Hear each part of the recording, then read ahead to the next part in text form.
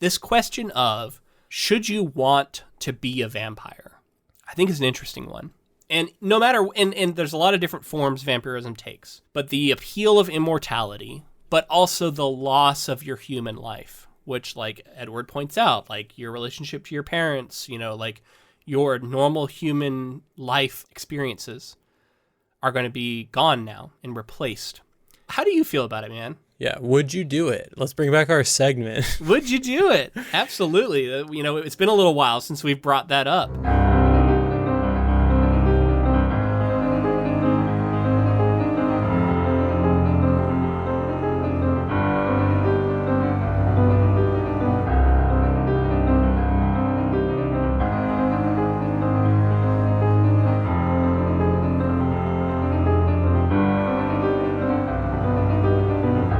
Welcome, friends, to episode 262 of the Ink to Film podcast, where we read the book and then see the movie. I'm writer Luke Elliott. And I'm filmmaker James Bailey. And this week we discuss Stephenie Meyer's 2005 novel, Twilight. The long-awaited arrival of the sparkly vampires has come. This was a voted-on project for our first quarterly project of the year, voted by the patrons. I'm excited to talk about it. I'd never read this book before, never seen the movie. So as far as like history of the material, I'm brand new to this stuff. Of course, I've heard of it, and I've seen it in pop culture, and I've seen it in breakdowns of other videos, and like people reacting to it. I know its reputation, I guess is what I'm saying, but I never actually read it myself. I'd never seen the movie, so this is just going to be on the book, and I'm excited to get into it, man. I didn't know if this day would ever come. When we started the podcast, this seemed like something that listeners would want to hear us talk about, and it kind of took us 5 years to get here, and every single girl and some boys that were in my grade and in my similar grades to me growing up were obsessed with this. And so this was a kind of a huge looming thing in like middle school. I remember it coming out, people reading it, and then I remember it hitting really hard in high school. Like many of these I think came out when I was in high school. So this book came out in 2005. So where would you have been? Middle school and high school for me. Yeah, see, and that was college for me. So that's why I think I didn't, it was like I was too old for it. I'm a man. So like I think in multiple ways it wasn't something that I was interested in, but I did know people who read it, right? And I knew a lot of women who either read it when they were younger or read it, in their early 20s and were enjoying it then.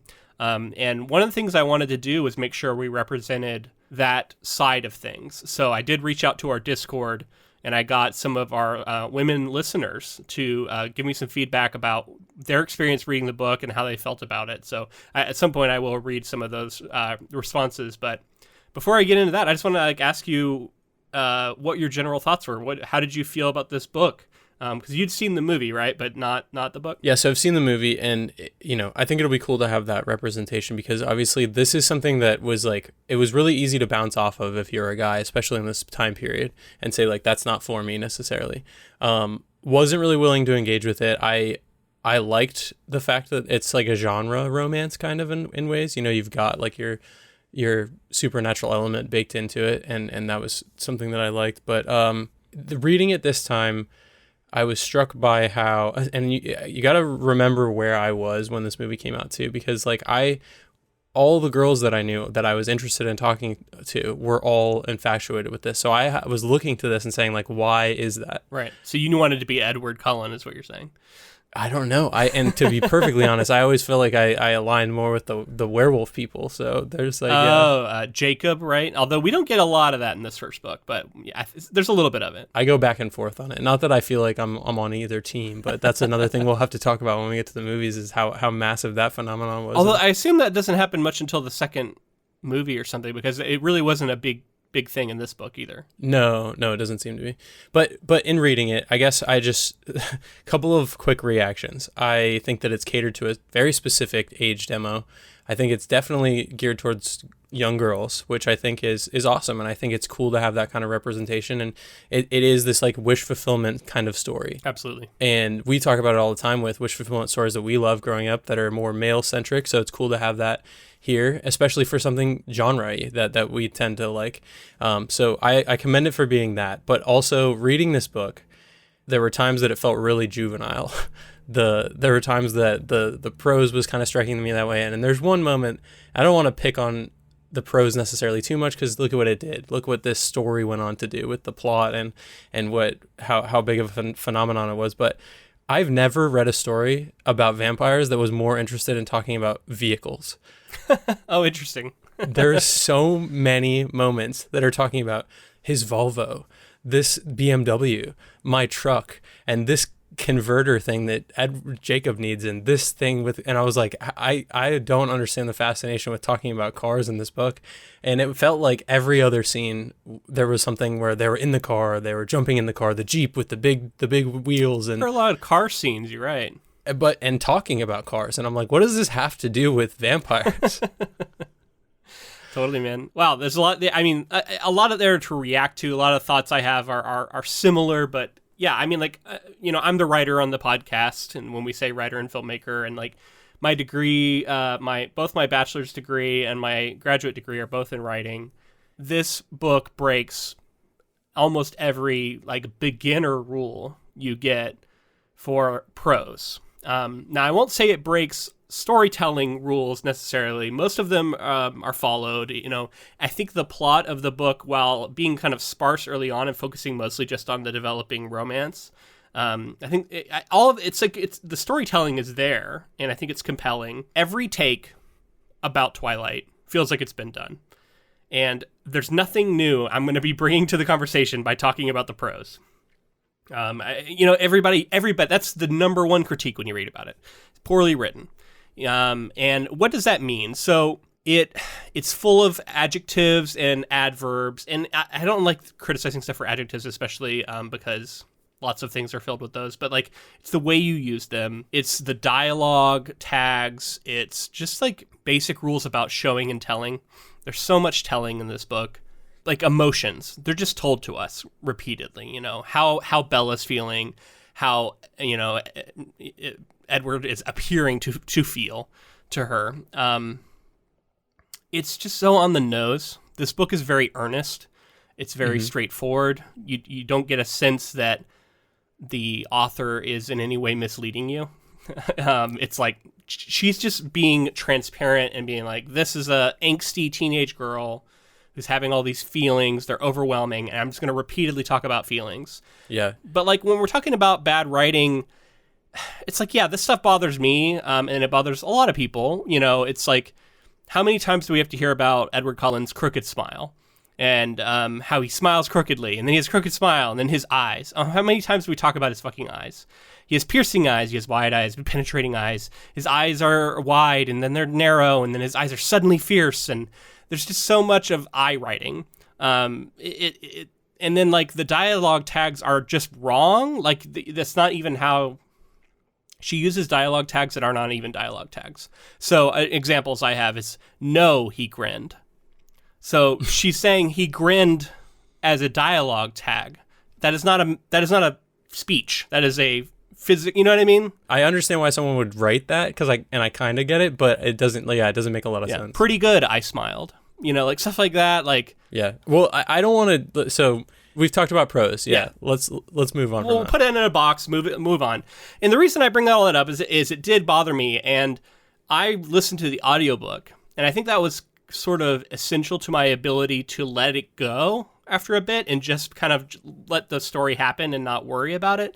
Because I think if I was reading a physical copy of this one, I would be bogged down with that, because that stuff would like set off alarms every time I encountered it. And instead, most of it I was able to kind of ignore because it was going by in an audiobook, right? Keep the pace moving. So if that stuff bothers you, maybe I recommend the audio version if you did want to check this out.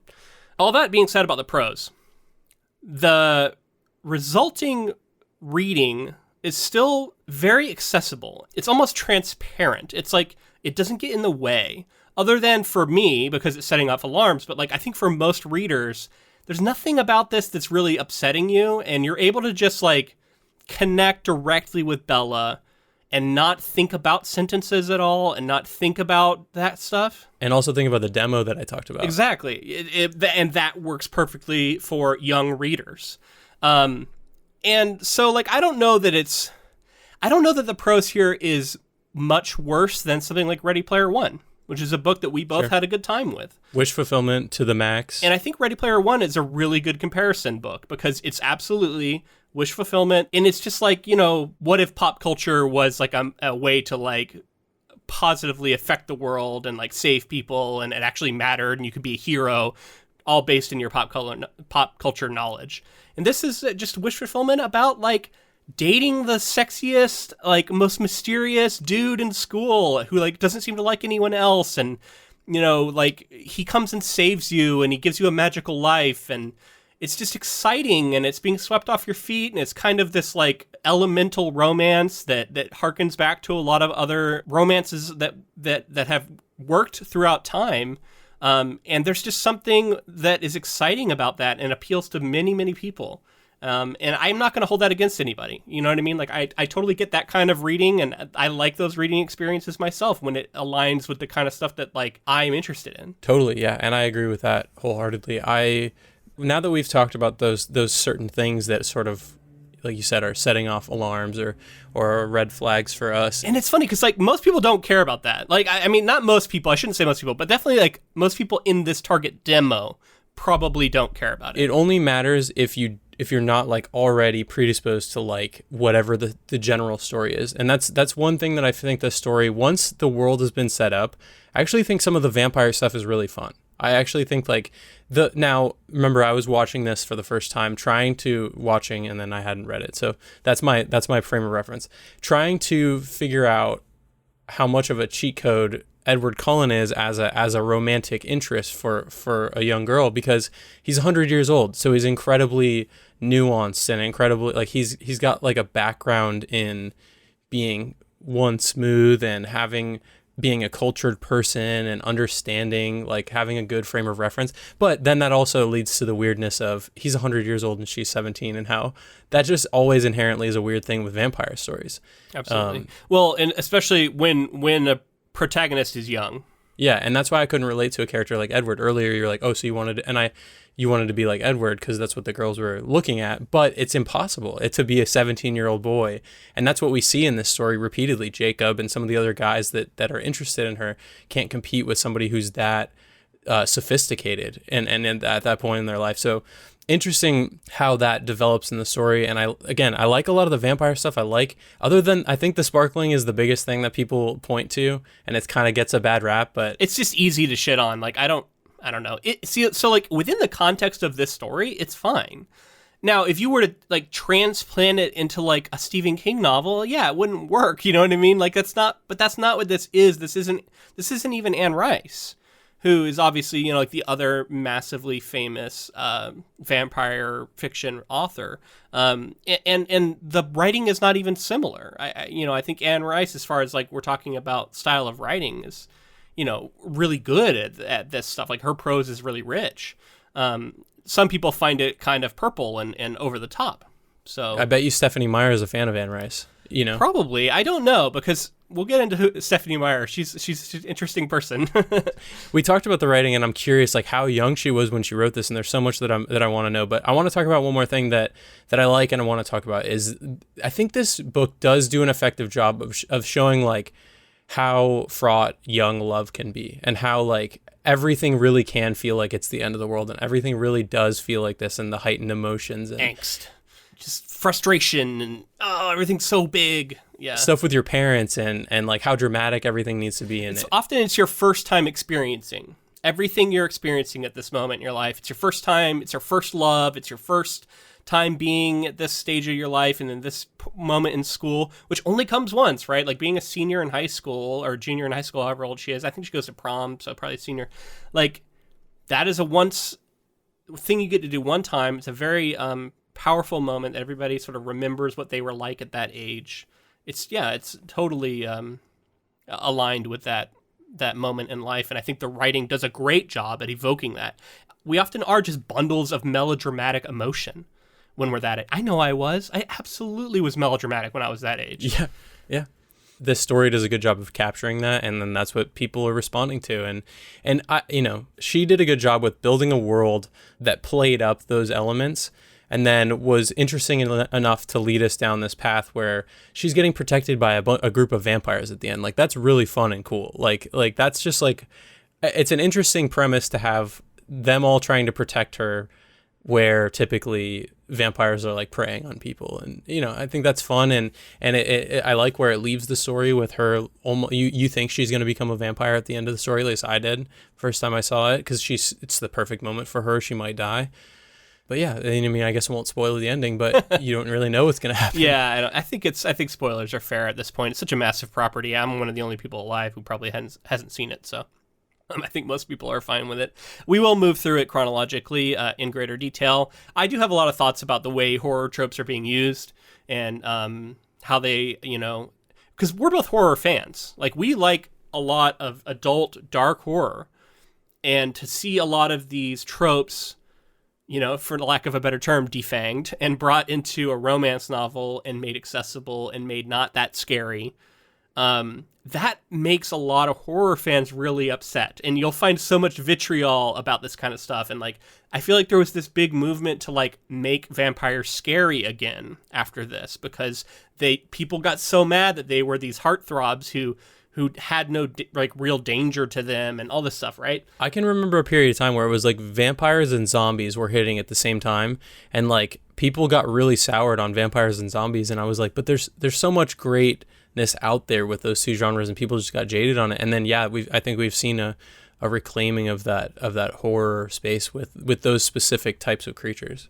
Yeah, I mean, there's so many things to talk about. You were talking about this like young love and 100-year-old vampire, and I don't want to harp on this too much because I ultimately don't think it's that interesting of a topic to get into, but much ink has been spilled about this, right? And you can look at it as, and throughout I had kind of two things in my mind. I had the author intention is clearly that Edward is basically a teenager who has been frozen in a certain maturity level and a certain attitude. He's kind of this gloomy, melancholy teenager who just has been that for 100 years. But clearly in Stephenie Meyer's mind, he really is a teenager. And that makes his relationship with Bella not that, you know, creepy to her. Like, clearly that's the intention of the author, is to have it be like maybe a little bit scandalous, but that's about it. Then, of course, there's the other side of my mind that's like thinking about alternate versions of this story where a 100-year-old dude is actually got, you know what I mean? Like, is maturity level of a 100-year-old person who could totally be manipulating someone and be a predator, and like there's all these things that could be really... I mean, we see that in vampire stories too. Like that is a story we've seen before. Well, let the right one in is what I kept coming back to, and that, you know, obviously ages down the vampire, but it's a similar idea of like this vampire has been frozen at a child age and befriends another child, but also this vampire is very old. So like, you know, and then Anne Rice deals with this with the child in Interview with the Vampire. So there's all kinds of, this is well trodden ground. So ultimately, like, if this could be a whole episode about that, or it could just be something we kind of touch on lightly. So I just kind of want to touch on it lightly. I think I'm going to focus more on like what the author intended, because that other stuff is more like reading between the lines. It's like trying to bring something exterior into the text that's not really intended. It just is something that gets baked into it. And it's like a different story. You could write that story. It would be a very different one. Anyway, I think it's time to focus on the feedback we got. So if you want to join our Discord, just let us know. We'll send you a link. We had people write in on our Discord. We had many women and people of different experiences and different backgrounds than us weigh in on their experiences with Twilight. And I think that's interesting to get into. So Arcblade wrote, I read it in my mid-20s. I liked it despite myself. It's junk food in literary form. I think that's a recurring theme we'll see a lot. So I'm just going to use usernames. Sweatpants are real pants. I think I was 13-ish, prime target audience. Fully agree with junk food in literary form. It wasn't my usual type of read at the time, but I loved it. I knew it was trash, but I loved it anyways. I always had a thing for it's so bad it's good. Mandala.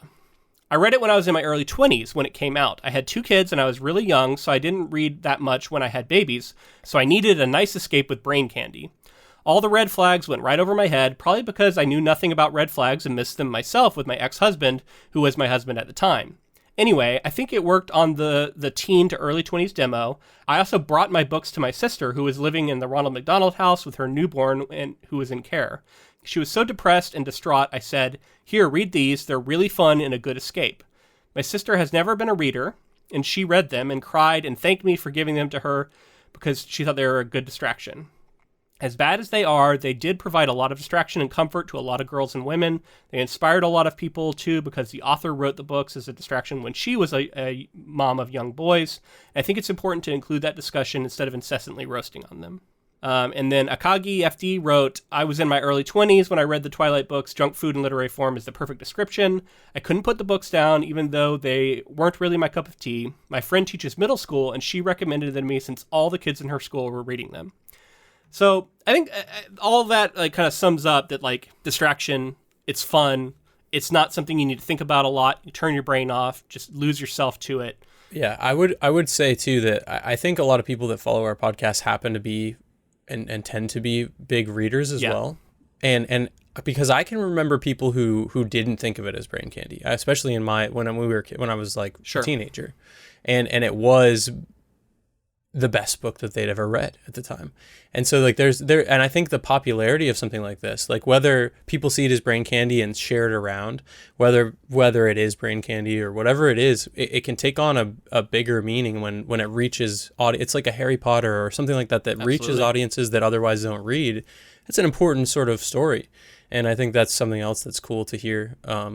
People sharing it around, and it becomes like a sense of community. And I'll add in, I asked my wife these same questions, and she said when she was 13, 14, she read them and loved them, and she said, she looks back at them now and sees how like poorly they were written, and she had fun with them. They were wish fulfillment. She identified with Bella as being sort of an outcast, being clumsy, being just kind of like the new kid, like that kind of stuff, like that's broadly appealing. And then, the mysterious heartthrob, taking attention, showing you attention, falling in love with you, like that's appealing. And she had a good time with them. That seems to be a very common experience. And as you're talking about like new readers, I think this is one thing we got to give books like this and Harry Potter credit for is they are gateway books for so many people to get into reading, period. There are so many readers who probably got started on their literary journey reading a book like this because it's very easy to read. It's accessible. It's so much different than the stuff you're reading in school at that age, right? It feels that way. That is invaluable, I think, especially as we talk about reading as a thing that is constantly in some manner of peril in our society and, whether or not people are going to continue reading, right? This is the kind of stuff that is going to hold an important place and provide that gateway and that pathway to being a lifelong reader for many people. I know that like because there are so many other stimuli out there, there's like this messaging that reading's going to go somewhere, but to me it's funny that it's such an irreplaceable thing. I can understand when people get out of practice and they're not reading, but as soon as you pick up a book, it just gives you a different experience than anything else. So this idea that like reading's going to go somewhere has always been kind of funny to me. Like you're going to read something like it's a fundamental part of the human experience, I think, at this point. We're always reading stuff on our phones. I totally agree, but the form that reading takes changes over time. Audiobooks, I love audiobooks. A lot of people get snobbish about audiobooks not being real readings, which I completely disagree with, but like this is the kind of stuff that we go through and over again. There was a big pushback against ebooks for a long time as not being real reading, that you had to have a physical book in your hand for some reason. It's just funny how that stuff always crops up again and again. All right, so I think it is time to get into our background on Stephenie Meyer and the development of Twilight. So, Stephenie Meyer is an American novelist and film producer. She is best known for writing the vampire romance series Twilight, which has sold over 160 million copies, with translations into 37 different languages. Meyer was the best-selling author of 2008 and 2009 in the U.S., having sold over 29 million books in 2008 and 26.5 million in 2009. Meyer was included in the Time magazine's list of 100 most influential people in 2008 and was included in the Forbes Celebrity 100 list of the most powerful celebrities in 2009, her annual earnings exceeding $50 million. Stephenie Morgan was born on December 24th, 1973. So your question about how old she was when she wrote this, she would have been 30. That's how old I am. Yep. Almost exactly. Yep. As of a few days ago. Yeah, happy birthday, by the way. Thanks. She was born in Hartford, Connecticut, the second of 6 children to a financial officer, Stephen Morgan, and Candy Morgan, a homemaker. Meyer was raised in Phoenix, Arizona, and attended the Chaparral High School in Scottsdale, Arizona. So, Arizona connection. Our main character, Bella, is from Arizona. Phoenix, yeah. In 1992, Meyer won a National Merit Scholarship, which helped her fund her undergraduate studies at Brigham Young University in Provo, Utah, where she received a BA in English Literature in 1997. Meyer met her future husband in Arizona and when they were both children. They married in 1994 when Meyer was 21. Together, they have 3 children. As sort of hinted by her going to BYU, Meyer's membership in the Church of Jesus Christ of Latter-day Saints, the LDS Church, shaped her novels. Themes consistent with her religion, including agency, mortality, temptation, and eternal life, are prominent in her work. She's a Mormon. Mormonism, she doesn't really love that it's brought up so frequently when people discuss her work. She says, like, a lot of other authors, their religious beliefs aren't brought in to those discussions. And that's fair, but also, Mormonism is a very prominent religion that is very controversial, especially in its anti-LGBTQ stances. Extremes in any religion, can be this way, but yeah. And people pay these like tithes, where it's like 10% of earnings or something go to the church. So people look at like really successful figures and will, I think rightfully criticize them for, even if they say that they're not something, they're donating massive amounts of money to a church that is anti-LGBTQ. Sure. Recently, there was this big article written about Brandon Sanderson, which I wish was actually more focused on his connection to Mormonism in like an actually thoughtful way, but it was actually just kind of a trashy article in my opinion. I read it. It was a hit piece, full on. It was more of a hit piece and just attacked him personally. And the person had not even just attacking them. The person, there was no intention of ever writing an article that was interested in Brandon Sanderson. It was like, this person made millions of dollars and this is why he's a bad guy. It was a Wired article, I believe. Yeah. And it's worth looking into, and it reminds me a little bit of this backlash that would come out to Stephenie Meyer. And a lot of it is kind of similar, kind of different. So one of the major things that does get brought up is Sanderson's supposed, poor prose.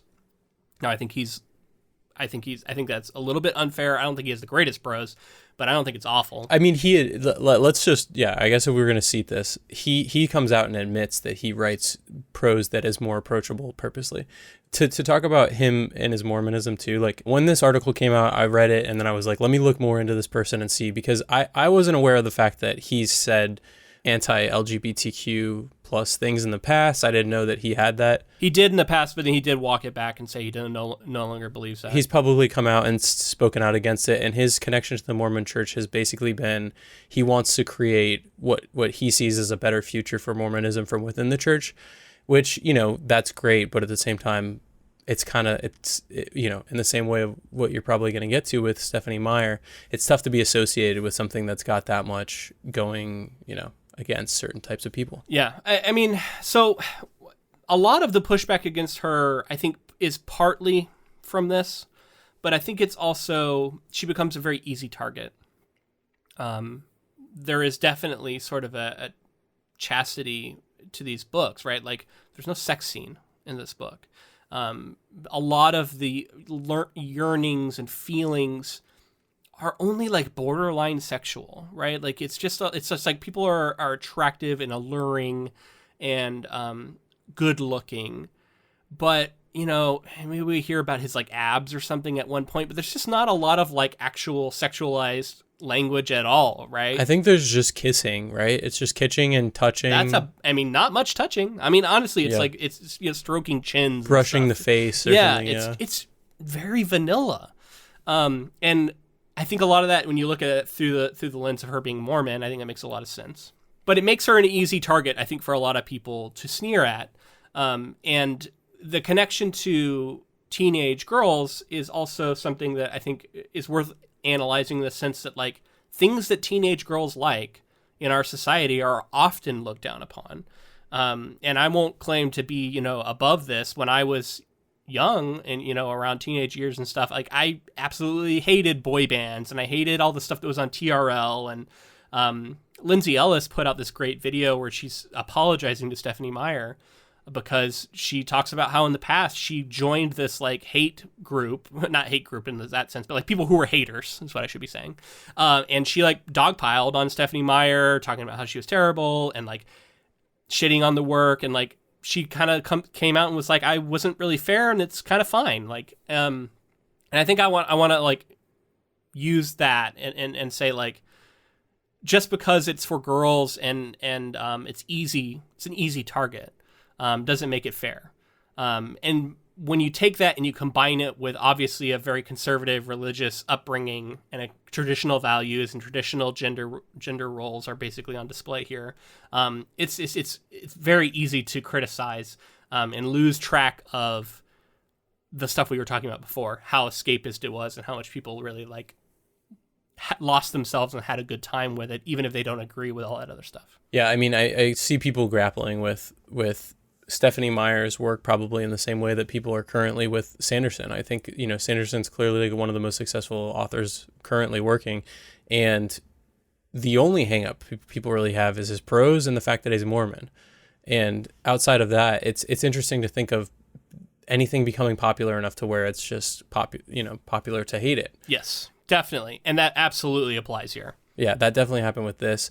And I guess as time has gone on, I agree with you. Like I don't know that I was like actively shitting on this kind of stuff, but I was like, yeah, I probably was actually actively shitting on this kind of stuff at that age. Yeah, but I think it was more so from the fact that like I just didn't want to give it the time of day. Right, but you don't realize that it's because it's teenage girl stuff, right? And that's like inherently uncool. Yeah. Or the way, society treats it. But yeah, I mean, looking at it now with the perspective of however long, 15 years, it's fine. I mean, there's stuff that's just like this that comes out all the time. And that's a lot of Lindsay Ellis's video, which if I remember, I will put in the show notes because I think it's a really good one. It talks about how there are so many examples of this that apply to boys that don't get the same level of hate that, this does. Plus, I would say that Twilight has a really interesting legacy at this point. It was funny talking about legacy and talking about how chaste it is.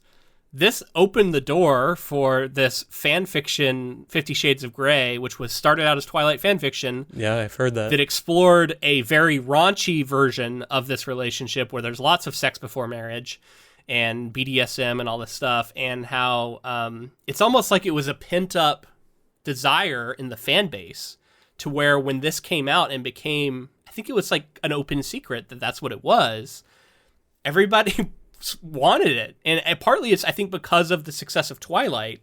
And it's really interesting because I think it's E.L. James never actually secured rights to do this and is sort of selling it as a completely independent IP, even though it isn't really in a lot of ways. And how Stephenie Meyer has basically said like she doesn't like that these like really smutty books are associated with Twilight.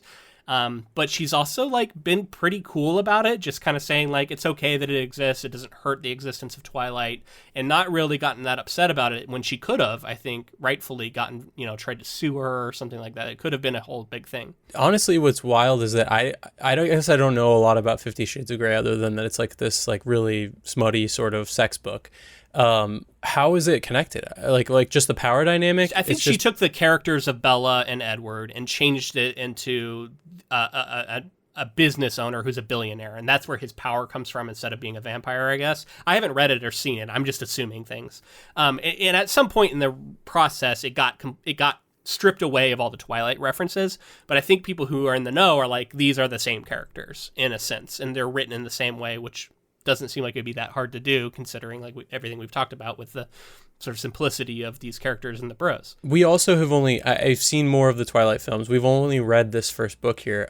I'm curious to know, because I don't remember very well, how far sexual explicit wise this story will go. So my wife did drop a little bit of a spoiler on it. I don't know if should I share it with you? Sure. She basically said there's not a sex scene for like several books, and I think it occurs after marriage.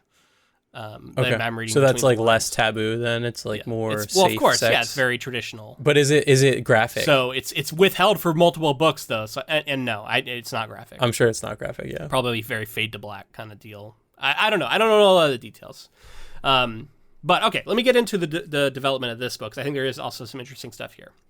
So Meyer claims that the idea for Twilight came to her in a dream on June 2nd of 2003. It's interesting. She has the exact day. A lot of dreams in this book, too, to mention that. A lot of people getting visions and people seeing like their wishes granted in their dreams. Sure. So she dreamed of a human girl and a vampire who loved her, but still wanted her blood.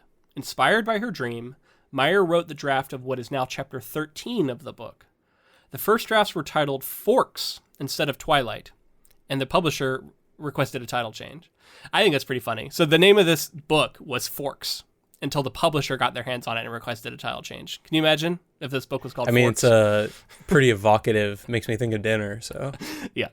Okay, so at first, Meyer didn't even name her two main characters as she was writing it. So she started at chapter 13 and wrote to the end. And then she only went back later and filled in the backstory. Can you remind, what was chapter 13 specifically? I don't remember exactly what's going on, and I don't have a physical copy to look it up, but that's kind of middle of bookish, so I assume it's like once the relationship was already sort of... She's like figured out that he's a vampire. Yeah, and then I think that she backfilled a lot of the other stuff.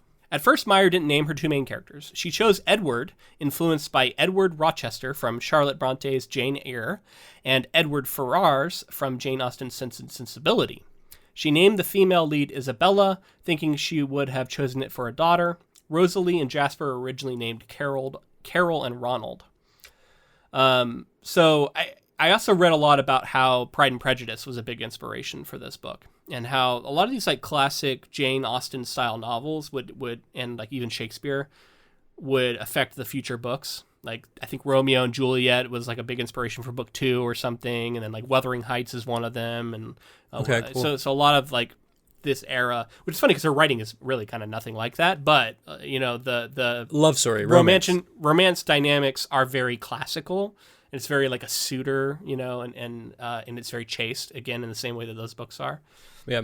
There's references to Jane Eyre in the novel as well. Yeah. Well, she mentions like Edward is a name that keeps showing up in all of these classic romances, and it's funny that his name's Edward. Yeah, it's intentional. Another one that was referenced that I thought was that I think fits this is I think that this vampires in the story and part of the story is kind of superhero like, and they reference like she references like something about superheroes at one point, and he thinks it's funny. But I think that's funny to note too, like based on the trajectory of this story and like superhero stories becoming really, really popular around this time. I think there's something to that. I think like tapping into that that idea at the right time, because I think as the movies go on, there's more werewolves and vampires and fighting and that sort of thing. So it like leans into some of that. Yeah, totally. So one thing I think is interesting, she said that when she was writing this, it was for her own enjoyment, and she never thought about publishing the work. It wasn't until she showed it to her sister, and her sister liked the book and encouraged Meyer to send the manuscript to literary agencies.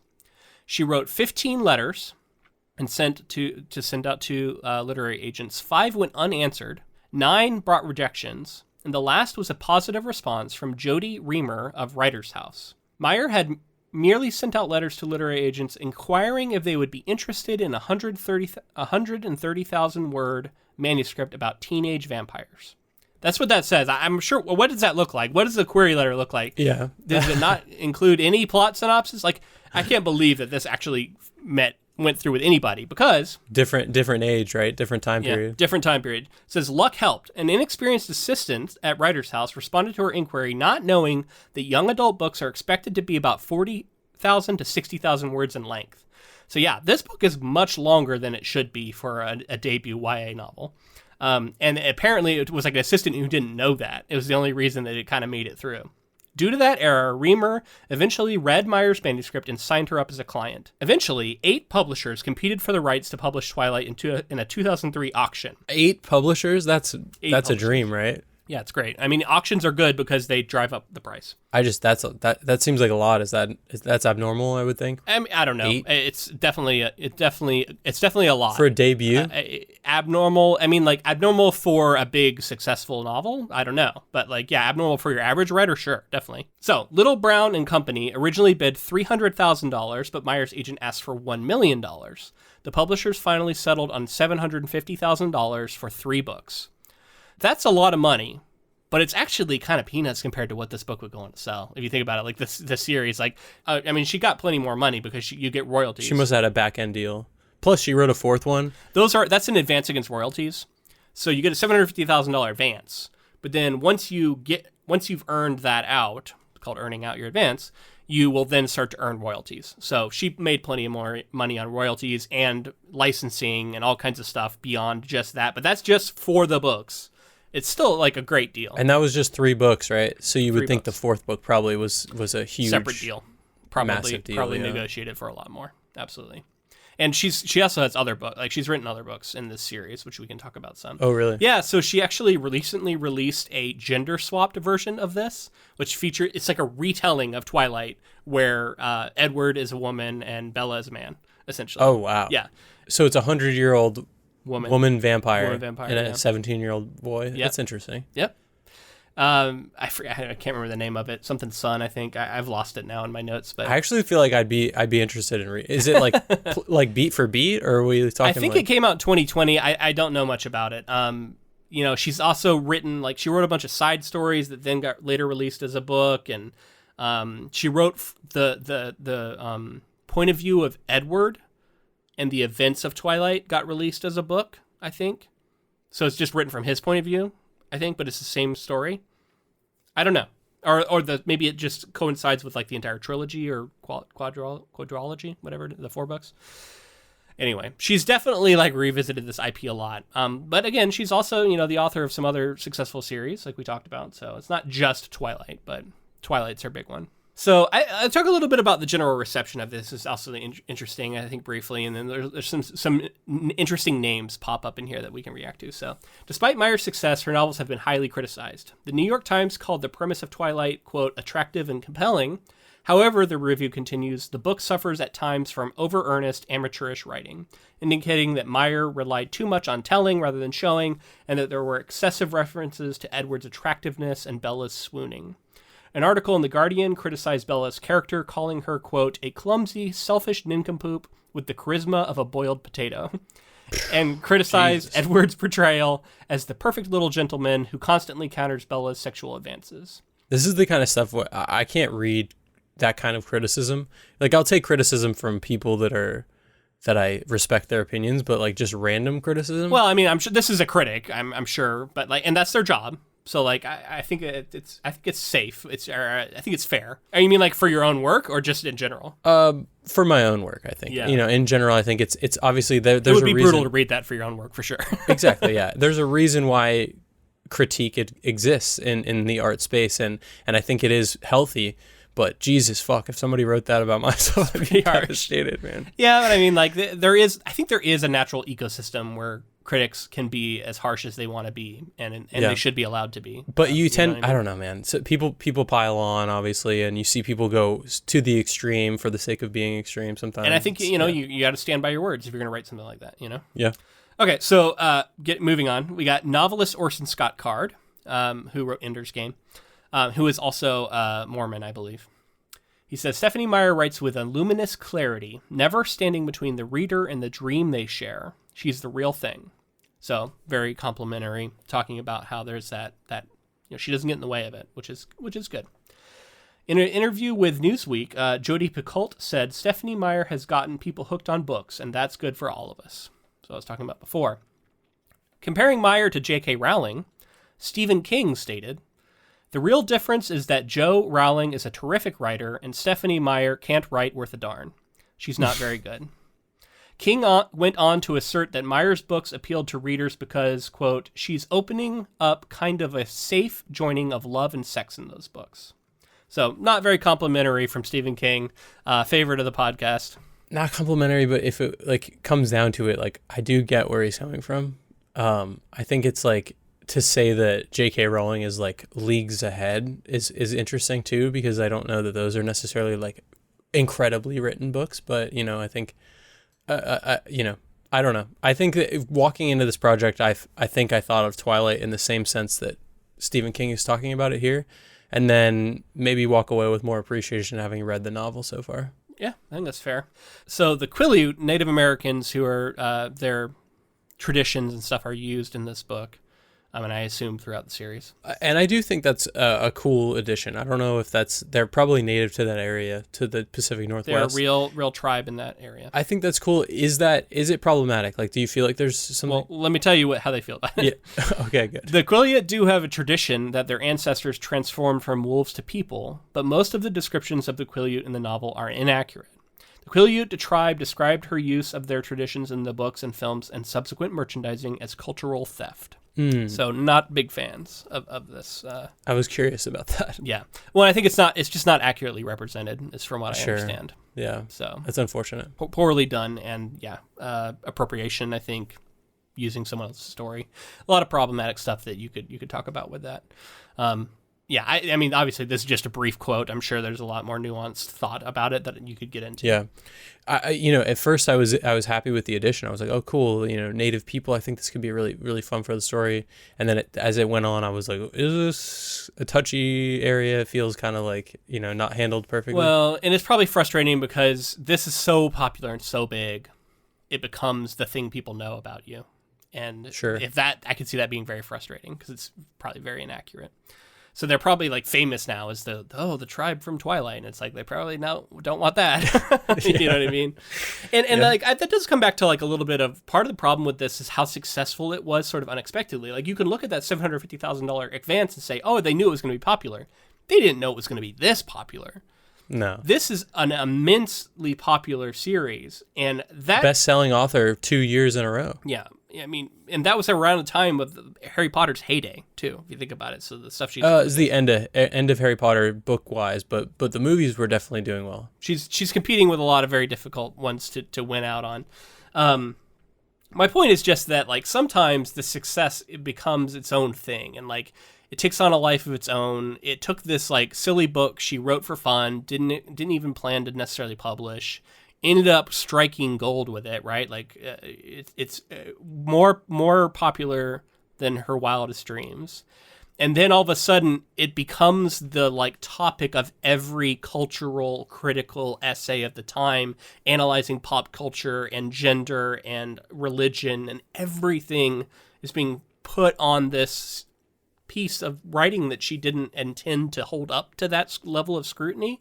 Right, yeah. So much of this is luck, right? And writing the thing at the time in which it's primed to be a mega bestseller. And I think that a lot of stuff has to come together. And I think she wrote this book at a time in which the market was ready for it and people were ready for it. There was that level of escapism was wanted in 2005 era, early 2000, like mid 2000s. So many things had to hit just right and make this book take off.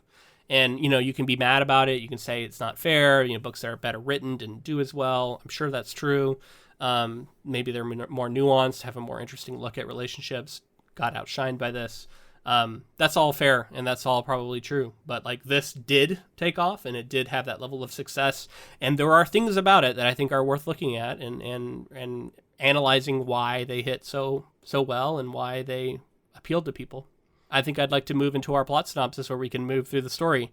I know we're going a bit long, so I'll try and keep it fairly brief, and we can just move through the story chronologically. Bella Swan is a 17-year-old introvert girl who moved from Phoenix, Arizona to Forks, Washington on the Olympic Peninsula to live with her father, Charlie Swan, the town's police chief. Her mother, Renee Dwyer, is traveling with her new husband, Phil Dwyer, a minor league baseball player.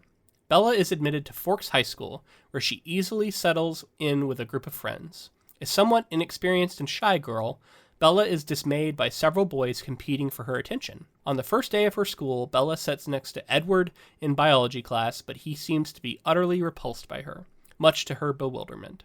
He disappears for a few days, but when he returns, he is unexpectedly friendly to Bella. Their newfound relationship is interrupted after Bella is nearly struck by a van in the school parking lot. Edward saves Bella, narrowly stopping the van with his bare hands. Bella questions Edward about how he saved her life, but he refuses to tell her anything. What did you think of the opening of this book, the introduction of the characters, and Bella as a main protagonist? Again, I don't think we're breaking new ground here. I didn't find Bella to be really that interesting as a character. I think she's very, there's something to be said for a character that anyone can put themselves in the shoes of, but she's definitely a self-insert, just supposed to be easy to relate to. As I mentioned earlier, I think the book sort of hits its stride around halfway, or maybe a little further than that. This beginning bit, it's a lot of setup of someone in a new environment, and she doesn't know how she's going to fit in. She's making some new friends. It's kind of fun, but I found a lot of the stuff early on to be a bit slower, up until they go to the coast, and I think that starts to, when she goes on with her friends and meets Jacob for the first time. Yeah, I think that sort of, and then the idea of there's a mystery of possibly myth of the Cullens, and that might be chapter 13. I would have to confirm it, but that feels like the area of the book. Definitely starts to finally pick up speed. And I guess what I'm saying is that this first bit was a little bit boring to me. I think that you had a weird character in Edward. You're not sure what's happening with him, and other than that, she's kind of just like, she's getting a truck. She's talking about her 70 something Chevy. I don't know if I'm the first person to notice this vehicle thing, but I might go back through and try to spot moments where it pops up, because it's frequent. Well, maybe it's designed to be like showing, because it's like she talks about how it's senior citizen, and like you got to like be gentle with it and all this stuff, and like maybe it's showing her like love of old things, and that's okay, maybe that. Okay, connected to Edward. I thought you were gonna say showing Edward's sort of wealth with his vehicle and stuff like that, but I was like, well, it does show that a little bit. He has a nice car, yeah. But like her friend has a vehicle. They drive out to the coast, and Jacob's working on a truck that he needs parts for, and it's just. I think there's like 9 kids in a Suburban, which also like totally evoked my high school, because my family had a Suburban. We would sometimes take and fill with like fucking 9 kids, including one in the trunk sometimes. I was also gonna ask you, like, this. I think Twilight was one of the first times I started to learn about the Pacific Northwest. Honestly, like, I'm a young teenager at this time, and then so it's always sort of misty, overcast, and like this is me learning about Pacific Northwest. What does Twilight represent in that area now? Like, did it evoke that? Yeah. Oh, so Forks is a real place. They have like a Twilight Day or something. There are people who come and like cosplay as characters from the books. It's a whole thing there. I didn't do a ton of research into Forks, but I should have, because it's interesting. Maybe I'll look more into it for next time when we I assume we're going to revisit a lot of the stuff with the movie, right? So for me, as someone who lives in the Pacific Northwest now, I thought she did a pretty good job of evoking some of the appeal, how green it is, how rich it is. Obviously it rains a lot here. She gets into that. Probably rains. It seems like maybe Forks is really known for that in a way that like Portland isn't. But Portland and Seattle both are known for raining a ton, which she talks about. I do think she does this early part of the book, in its defense, has a lot of like well-trodden tropes, but I think executed pretty well, and they appeal to me and to people on a level that they're famous for, right? Like, it's an outsider coming to a new school. She is moving to a new town. She is in a small town, right? She's like a big city girl moving to a small town. These are all well-worn tropes. She's the new kid at school. She also is like clearly a very beautiful girl who is very attractive to all the boys there, yet she doesn't view herself that way. So she's kind of like more beautiful than she knows, which I think a lot of like girls want to at least like think that they are that or identify that way. It's probably pretty common. So there's a certain appeal to it, even as we roll our eyes, right? Like, as it's hard to talk about these tropes without being like, oh, this is really corny. Yet there's a certain appeal to it, right? And then like, yeah. I guess my point is that like it's not that it's not engaging to some, it just wasn't to me. Like I really couldn't. It took me a bit to get into this novel. I think because I had an experience of moving to the Pacific Northwest when I was older than Bella, but like in my 20s, or I guess I was probably about 30 when I moved out here, somewhere in that range. It is cool to read about coming out here for the first time, because it is a kind of a culture shock, and the seasons and the reality of it is very interesting. One thing that I found in this first part that just really threw me off was it snows, and she is seeing snow for the first time, and her first reaction is, ew, this is gross. And I was like, are you an alien? Like, who has that reaction to seeing snow for the first time? Like, come on. Like, that's a universal experience of, like, it being really fucking cool and magical. It's only later that you, like, start to think, like, oh, it's actually kind of gross. It's wet and it gets everywhere. But, like, first time you see snow falling, like, in person, it's kind of a magical moment. And it's interesting that she completely undercuts that moment. We were just in New York, and it was, like, flurrying, and I was like, this is so much fun, because that doesn't happen here. Yeah, especially, you know, we're both from Florida, so I didn't see snow until I was probably Bella's age, honestly. Really? We went on a trip up to, like, Washington, D.C., and I saw it for the first time. That is something funny, though. I only see snow on vacation. Only when I leave to go somewhere or visit someone. Doesn't snow in Florida, so totally. And so, like, just to react to some of this other stuff, he is showing off his strength. He saves her life, which is, like, that's a very big trope, right? And it's not the last time he'll do that. Multiple times. Some might say superhero trope. Superhero trope, sure. It's kind of like almost nagging her too, in the sense that, like, he doesn't like her when he first meets her. He's, like, aggressive towards her, actively is angry at her. And so she wants to, like, please him in that sense. Like, it creates this dynamic. Yeah, and we come to find out it's because he can't, like, stand not sucking her blood, basically. She's his brand of heroin, James. Yeah. Good stuff. They have this whole conversation about it later, and how, like, she's so unbelievably just, like, attractive, and that attractiveness is tied to his thirst for blood. Like, he just wants to eat her and drink her blood, and he's, like, uncontrollable almost, and he ends up taking himself away until he can come back later and get some control over himself. So I mentioned before, like, sort of looking at this story and trying to figure out women and trying to figure out what they're responding to when I'm a teenager, and say, like, well, you know, what can I do to seem as appealing as something like this? And this gets me thinking, like, were there people who took the wrong messages from this and went the other direction with it and went creepy? You know, this part of Edward, they took this from the story, and I'm just wondering, like, how many people sort of acted that way and saw that as a way to appeal to women. So I think it's one of my favorite YouTube channels is called the Pop Culture Detective, and he has, like, these great breakdowns of, like, insidious, problematic tropes across media. And I think he has one about, like, stalking for love. It's been a while since I've seen the video, but, like, this is such an example of that, and how, like, Twilight is not alone in doing he watches her sleep every night. He's in the woods. He's always around. He sees everything she does. He hears everything she says. Yes, he's obsessed with her. He's spying on her. He's, like, listening to everybody else thinking about her so that he can, like, control what's going on. Even though he can't hear her thoughts, he's doing everything he can to, like, manipulate and control. And it's always cast as romantic and not as fucking creepy, which you can easily look at this as red flags, as our listeners have said, so many of them. Okay, let's move on. During a campout, Bella meets Jacob Black, a local boy from the Quileute tribe. She learns from stories told at a bonfire with his tribe that Edward and his family are, quote, the cold ones, vampires, who consume only animal blood. Disturbed and riddled by recurring nightmares, Bella researches vampires.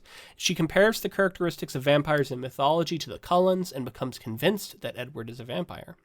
Bella is saved by Edward again in Port Angeles when she is almost attacked by a group of men. Furious, Edward drives Bella away and takes her to a restaurant for dinner and then back home. On the way, she tells him she knows that he is a vampire.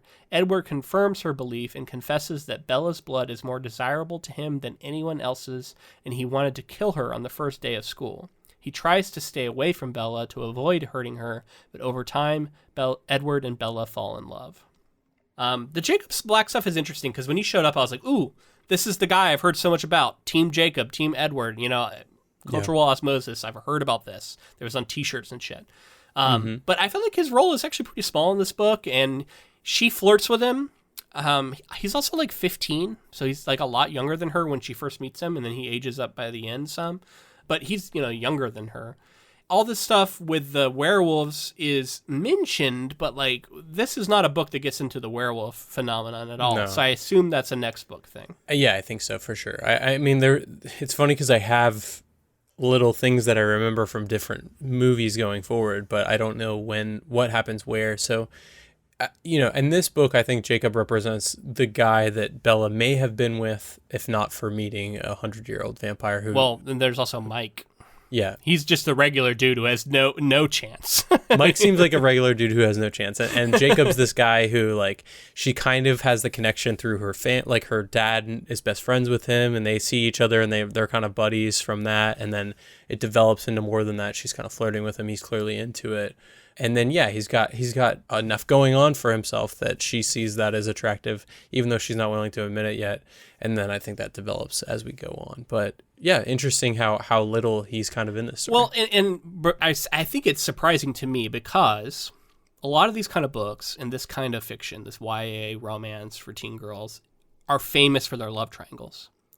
And I was interested by how much this book actually is not a love triangle. It's a direct one-on-one. It is Bella and Edward. That last chapter really leaves us ready to go for a love triangle. It sets it up a little bit for a future book, but like you still aren't getting much from Bella. It just kind of shows that Jacob is interested in her, but she just seems very obsessed with Edward, even at the end. So like I was kind of surprised to see that it was much more one-sided here. And I think that means that Jacob's got a big hill to climb if he's going to try and butt into this relationship at all in a future book. I mean, not being a 100-year-old creep kind of lends himself to being a pretty good option, but hey. Yeah. So we also got to talk about like the cringiest, tropiest, it's just eye roll, like these guys are just chasing her and they're all like old timey, like just want to gang rape her, I guess is the implication. It's so cringy and I mean that's the implication, right? I guess I thought like maybe she was gonna get mugged or maybe this or that. No, come on. Edward says that he read their minds and he could see what they were planning and it made his blood boil and he was ready to kill them all. Yeah, I guess you're right. That's the implication is they were gonna commit sexual violence on her and he saves her from that. And like it's just so tropey and it's so. I did the biggest fucking eye roll when it happened, I guess. Because it's like she just almost got hit by a car and then like later on this is happening when she's just walking the streets of Port Angeles. Like it's so random and unlikely and they kind of lampshade it like because Edward's like, oh, you just keep getting into trouble. You're just a magnet for trouble, but like it really is kind of preposterous that this would even occur. Yeah, I mean, it's, the likelihood of something like that happening, I guess, is not super high, but I took it to be like that they were attracted to her, but not that, I don't know. I guess I didn't take it that far. The implication I got was that it was going to happen and he interrupted it. Like she was going to be assaulted and he interrupted it. Yeah. And saved her from these guys. Which he continues to do. Which he's preserving her sexual purity. Yeah. Which is what I think makes this trope so kind of disturbing in a way, right? Like he comes in and saves her from this. Anyway, he takes her to this restaurant. They have there's a lot of stuff here that's kind of interesting. I just like learning about the way the magic and supernatural works in different worlds. I find it interesting. So I like that we finally get into like how vampires work in this world and how they're not actually unable to go out in the sun, but they just like they sparkle when they're in the sunlight, which is, I guess, draws a lot of attention to them. So that's why they tend to not go out in the sun. We learn that his family and their group only feed on animals, which seems way too fucking easy to me. And he kind of acts like all these other vampires don't do it because they just like are drawn to human blood. But like the amount of trouble that you get into murdering human beings versus just eating animals, which almost nobody would, take up arms about. It just seems like a lot of vampires would take this route rather than just this one family. I think it's that the Carlisle family, I think that's all of their names. I think that... It's the Cullens. That's the father. Okay. That's like the father figure, yeah. But it's the Cullens. Yeah, my fault. I think that they're operating at like a lesser capacity to other vampires because they're only consuming animals, and that's like the implication is that like they're weakening themselves to be better vampires rather than being the murderer monsters. If I sit here and try to think of like if I was this ancient being who would have to, especially like in Edward's case, he can hear people's thoughts. hear people as I murdered them, I would probably lean towards, consuming animals as well. Yeah. It's funny because I don't know, they call themselves vegetarians kind of as a joke, which is, a little weird. It's again, like, I guess they're just out there like chowing down on deer or something. We don't really see this. We don't see bear. them hunting. Yeah, bear. There's definitely a fight with the bear. I do find the Cullens an interesting group, right? When we got into meeting the family and hearing all their individual stories of how they got turned, and I really liked hearing the father's story, the Carlisle. Yeah, and how he's now a doctor, like helping people, and he's kind of been the like moral compass for their group, their coven. He started that sort of movement to drink animal blood, but he also the way he was turned and the way that he turns others as like a last ditch effort. I think there's something cool about a vampire doing something like that. Absolutely. All that stuff was pretty interesting. Like you said, like this was kind of intriguing to me. It's not that it's necessarily groundbreaking. It's just like that's the kind of stuff that is intriguing to me about vampire stories, and I wanted to get that. And I was glad that we finally got it. One thing I gotta say is another sort of criticism I have. We repeatedly hear that Edward speaks in like an old-timey way, and that he seems like he's from another era, and all this stuff. We hear Bella claim this. But I didn't think there was much in the way of evidence of that in his actual dialogue. He just sounds like a guy to me. Yeah, he doesn't like. And one thing I'll give Charlene Harris, who wrote the Sookie Stackhouse novels, I'll give her credit for, and I believe that vampire is Bill. Yeah, he is described as being this like old Southern gentleman, and he's, I think, a similar age to Edward Cullen. I don't know if he was 100 or around that. And I felt like she did a good job of actually making his dialogue seem old-timey in the way he talked. Whereas here it felt like she was just claiming that, but then almost no effort was given to making his speech actually sound that way. Yeah, agreed. It was more like he's great at piano, and this there's a lot of things like he'll mention something every once in a while. I only ever saw the show True Blood. I never read any of the novels, so I read the first book. Yeah, I saw the show. Yeah, and he in the show he has that Southern sort of old timey. I think he's much more convincing as an old man in a younger man's body. Okay, so I just looked it up. Interestingly, Dead Until Dark, the first Sookie Stackhouse novel, came out in 2001. Wow. So predates this. It's not that shocking, I guess, in the sense that like this isn't a lot of new stuff, but like, I guess did the show True Blood follow the movie Twilight? So, and it looks like the show came out in 2008, which would have been around the same time as the Twilight movies, right? The first movie, yeah. So interesting to think concurrently. About.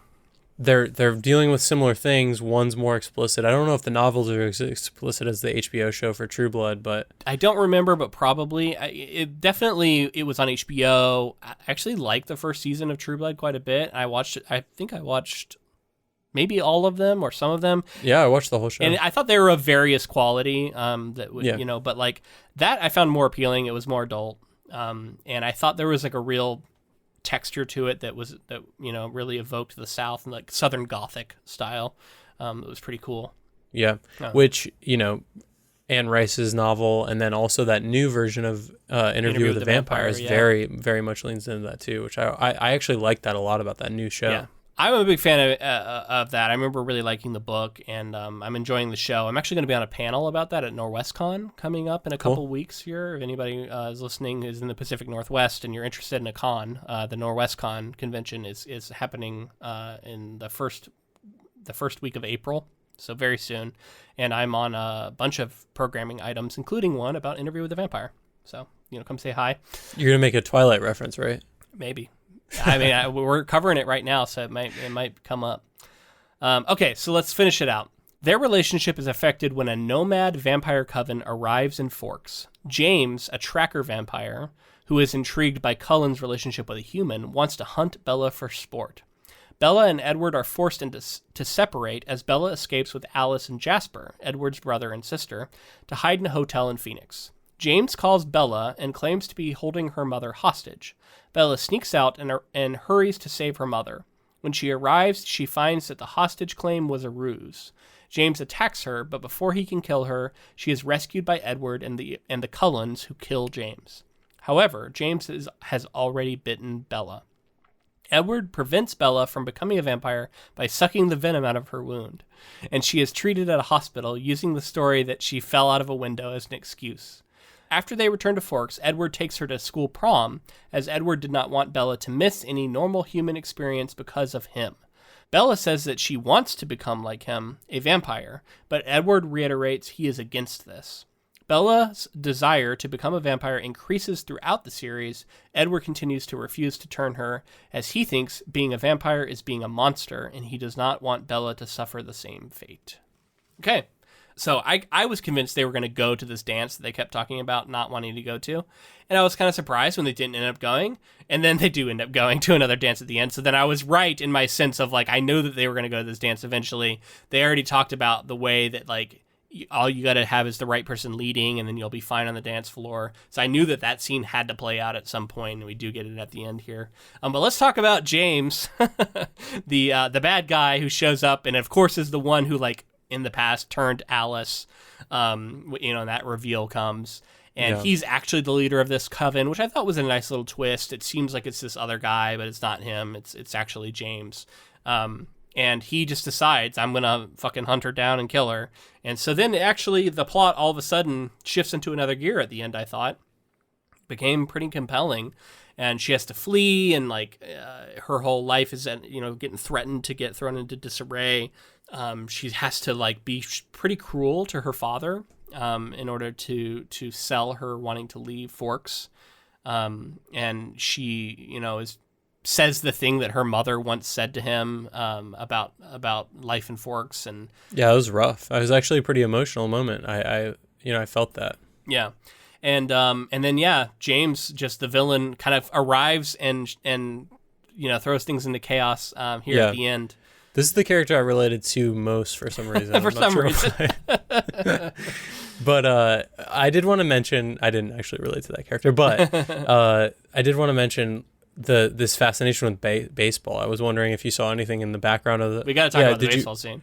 Anything in the background of Stephenie Meyer, because there's Bella's mom's new boyfriend or husband is a baseball player, and then they go play baseball. So there's a lot of baseball stuff. She's probably a baseball fan. I don't know. I didn't see that, but I also like... I'm limited in the amount of research that I'm able to do for these episodes because we do weekly.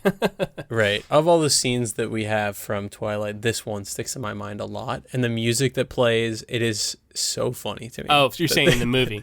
In the movie. But this scene is also still pretty funny, that a bunch of vampires want to go play baseball and they hide it with a thunderstorm. And apparently it's the sound of their like bodies slamming into each other sounds like thunder. No, I thought it was the crack of the bat on the ball or something. I thought it was going to be bad, but that's not what's said. It's like when they collide with each other is what she said is what is like thunderous. I thought for sure it was going to be the bat on the ball. But I think it's actually the bodies slamming into each other, at least as how it's described here. A couple other things that we got to rattle off. Baseball scene, really bizarre. James rolls up and they kind of protect her. I think that's a fun, tense moment where they're all surrounded by another coven, and this coven's clearly, one that's out for human blood. I also want to mention that venom for a vampire is a bizarre choice. It's interesting. It makes them snake-like, and they have these fangs that are kind of snake-like. Like, I could get it, and it's kind of like giving a little bit of a science-y touch to it, of like how it's transferred is through their venom. That's how like vampirism. It gets super specific though, because you're like, you have to be exposed for a certain period of time, and then like something else has to happen after you've been infected, right? Once you have the venom. Well, you have to not die. Like you have to not be immediately killed, I think. I don't know. I don't know exactly how the mechanics are. She's not supposed to find out about it, but she hears a lot about it through Alice, who tells her. I think it's Alice. Right. But apparently you can just suck the venom out. So if you're ever bit by a vampire, you just suck on that wound and spit the venom out. I every time I hear about this, I do have to say that like this is not something you should do with an actual snake bite. It has been many times disproven as being an effective treatment. Don't do it. If this happens in real life, you're just much more likely to cause yourself to have a lot of problems, cause infection in the wound. It doesn't actually work. So again, she's you're supposed to pee on it, right? Like pee on it. Yeah, for sure. Like a jellyfish. Yeah. Just a lot of things you're not supposed to do. It's so funny that like that's the clearly that's why I think she made it venom, is she loved this idea of like Edward having to drink her blood. And then now it's like he gets a taste of the forbidden fruit.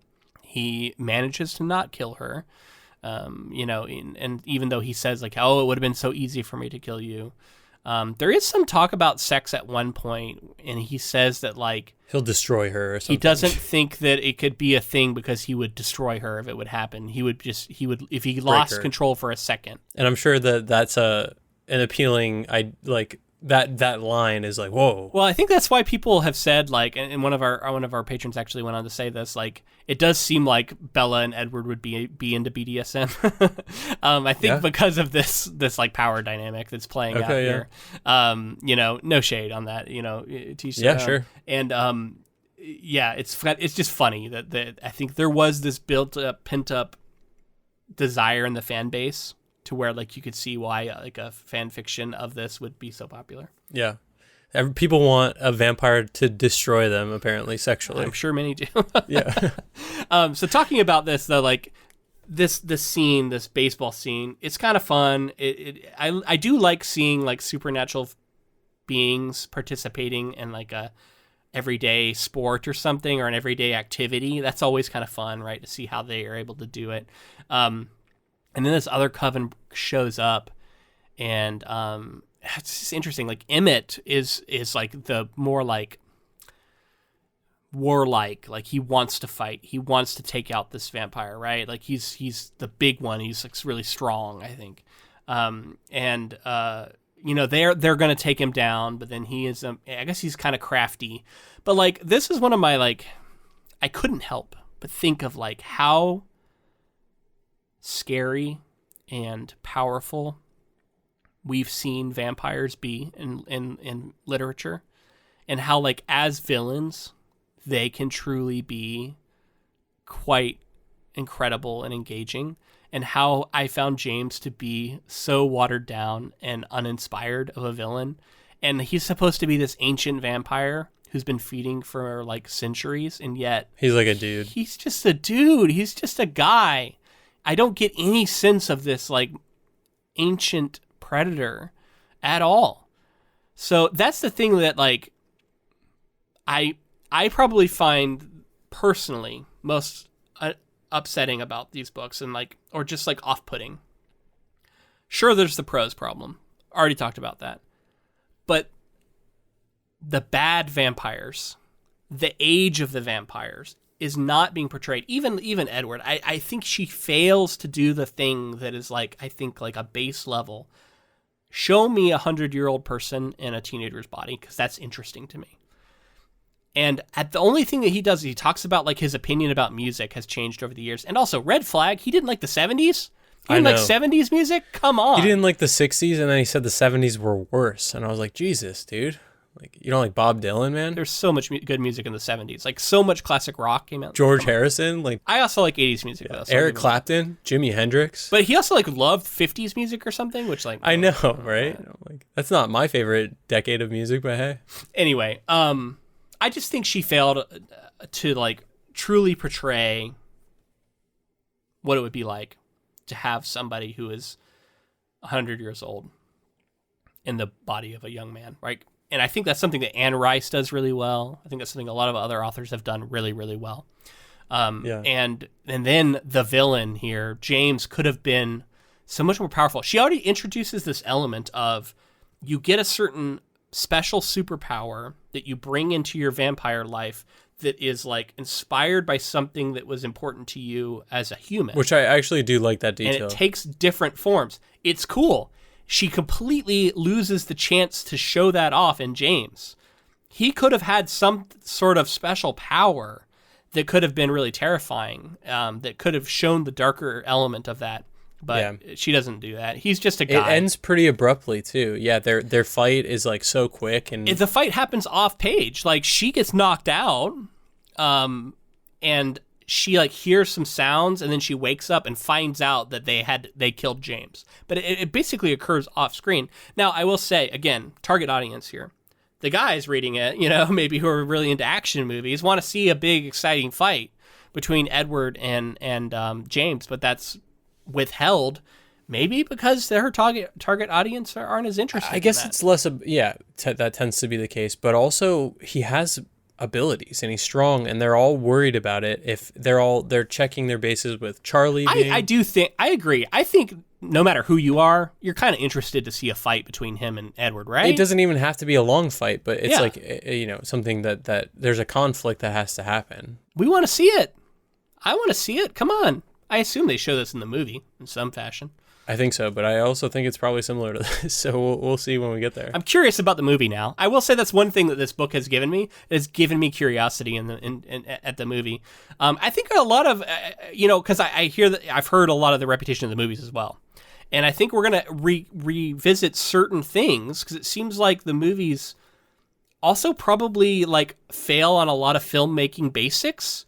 And yet there's a certain appeal to a lot of people, right? And like, you can come in as a movie critic, right? As like a highbrow movie critic and talk about all the ways that these are poorly made. But I think there's also like something to be said about the mass appeal of a movie like that. Yeah. Even just the performances, like I can't wait to talk about just that because they, bizarre choices are made and there's a lot going on there. So yeah, but it's cool to see like, the two leads in such awesome ways these days, like to see Kristen Stewart and Robert Pattinson like sort of living their best life now post Twilight. I think those are both great actors. I think they both gone on to show that they are very good. So it'll be interesting to like revisit that next week. Before we leave the book behind, I do think at the core of this at the end, this question of should you want to be a vampire, I think is an interesting one. And no matter, and there's a lot of different forms vampirism takes, but the appeal of immortality, but also the loss of your human life, which like Edward points out, like your relationship to your parents, like your normal human life experiences are going to be gone now and replaced. How do you feel about it, man? Yeah. Would you do it? Let's bring back our segment. Would you do it? Absolutely. It's been a little while since we've brought that up. I guess it's like, it's difficult, right? I think you would want to spend enough time. So you have an immortal partner. I think you would want to spend enough time with them to know whether you'd want to... Well, she wants to be an immortal partner. Well, and that's what I mean. Like, if you have one who is immortal, and you would want to know that you want to be with this person forever, no questions asked. But, I mean, also, like, there's nothing to say that in, like, 100 years you couldn't decide, like, all right. Sure. I'm going to move on to someone else. Yeah, you could. But I guess if you're doing it for that reason, you should be sure. If that's the case, like if the person you are most attached to in the entire world is also immortal, I can understand wanting to do that. See, I think that you shouldn't let that affect you at all. You should want to be a vampire absent the romance. Which is like, I know that like goes against the whole premise of the book, but like I think if you want to be a vampire, you should make that choice in a vacuum. That's a good point, yeah. That vampire can still be killed in some ways. Something could happen to him. Or like, what if you fall out of love with that person because you were a teenager when you fell in love with them? And a lot of teenage romances don't last. I think just give it a couple more. Don't make the decision within like 3 months or whatever this book takes place in. I agree. I think Bella is way too quick to make her decision. She wants it. And like, I think she needs to take some time to think about it. Which I think Stephenie Meyer thought that as well. Ultimately, I think that she recognizes that. But like, man, I think I would. And not because of this relationship, not because of falling in love. Because of powers. I think because you could freeze yourself in your prime, quote unquote, and it makes you more attractive, which is cool. And then also you're a superpowered immortal. And like these versions of vampires, you can go in the sun. It just makes you sparkle, so it's kind of a giveaway. And you can eat animals, which is one of the biggest problems with vampires is they have to drink human blood. Not in this world. You can just drink animal blood. Yeah, apparently. I mean, I think I mourn a lot of being immortal, being a mortal being, because it's like you don't have time to do everything that life has to offer. You have to pick and choose. And as an immortal vampire, you can get all that life has to offer. Getting old and frail is kind of shitty. And that's something that all of us face, and avoiding that. And this idea of like you're not allowed to die and you can't die and you watch everyone die. You can choose to die at some point, guys. You can choose to die, and you still can die. We see vampires die all the time. It's still a possibility. You have to get ripped apart and set on fire, but like that's something that is in the cards for you. It's just a lot harder to kill you. I guess it's like if you're worried about afterlife stuff is where it becomes sketchy because supposedly vampires are damned, right? Yeah. I guess I don't know. I have a lot more questions. About life as a vampire. I have a lot of questions, and I would want to know before I would sign up for it. But ultimately, I think I would totally take it, and I think most people probably would. Yeah, I think so. honestly, if we're being honest with ourselves. Especially if you're like, oh, my parents are going to grow old, maybe I can offer them vampirism as well. Shit, let's turn the whole world into vampires. Yeah. It seems like a bad idea. But part of what makes it special is that you're one of a small group. I don't know. It's kind of something kind of true about it, too. If everybody's a vampire, then it's not cool anymore. All right, man. I think it's a good place to leave the book behind. Hopefully, we handled this with care in the sense that, I want to, grant it respect that it's due. I do think that if I were to, because, I log all these books on Goodreads, right? And where am I going to come in on this? I think, common wisdom would be for someone like me to come in and slam this thing with a 1 or 2 star rating. I think I'm probably going to give it a 3. I think it's because it's it's fine, and honestly, the only reason it's not a 4 is because it's not geared at me. It's not the kinds of things I'm as interested in. And if it was, I would give it a higher rating. I do think the prose is a stumbling block for me. I do think characterization is a stumbling block. The characters are not super interesting. No one here is very clever, which is something I love in my books. I love smart characters doing smart things, and we just don't get a lot of that here. Yeah. Even the vampires, you would expect the vampires to really be able to outmaneuver this James guy, and it takes everything for them just to keep people alive. None of these characters are surprisingly clever, which I think they all should be. Yeah, and one of them can see the future, so yeah, riddle me that. Although, yeah, she could see. Humans are hard to predict, though, and it's okay. So what good is your power? But yes, ultimately, I think I'd probably give this book about a 3-star rating, because there's enough holding it back for me. But also, I have to give it some respect for what it was able to achieve. So that's where I'm at with it. I don't think I'm going to love the movie, but I'm interested. I'm curious to see, early performances by the actors we talked about. Directed by a woman, books or movies made for, I think, the same target audience, and feels like a lot of the essence of the book must have been captured. But from the reputation that these movies seem to have is almost identical to the reputation the books have. So in a sense, it seems like they're of a kind. Yeah, get your emo little black heart ready, man. All right, just gear up for it. I'm ready. I also read somewhere that she listened to a lot of music while she was writing these books, and just some of the bands that were listed made me laugh. I think Linkin Park was one of her big inspirations, which we were all into Linkin Park in this era, I think. Yeah, of course. Yeah. But it totally makes sense. It's melodrama, emo, that kind of stuff. Totally makes sense, man. Anyway, I'm excited for it. We got to wrap this thing up. If you liked this episode, please let us know in the form of a rating and review on whatever app you chose to listen on. If you like our coverage of Twilight, if you want to, encourage us to continue to write this kind of stuff, consider signing up to be a patron. That's how this came about. People were able to vote. So consider that on our Patreon, patreon.com/inktofilm. We just put out a bonus episode on there for the Pinocchio, the Disney animated version of Pinocchio, which we were able to compare to the Guillermo del Toro adaptation that we just covered in the book. Had a lot of fun recording it, just released it on there. So please check us out and support us. And be sure to connect with us on social media. We're on Facebook, Twitter, Instagram, all of those at Ink to Film. We're also on TikTok and all the places. So look for us. Yeah, YouTube. Subscribe to us on YouTube and on TikTok until TikTok gets banned. Apparently, that's a thing that might happen. But follow us on YouTube at the very least. If our senators are knowledgeable enough to figure out Wi-Fi, we'll it possibly could get banned. Yeah. Don't hold your breath, man. Yeah. And thank you to Ross Bugden for use of our intro and outro music. All right, that's going to be it for the book. Excited to get into the movie, and until next time, keep adapting.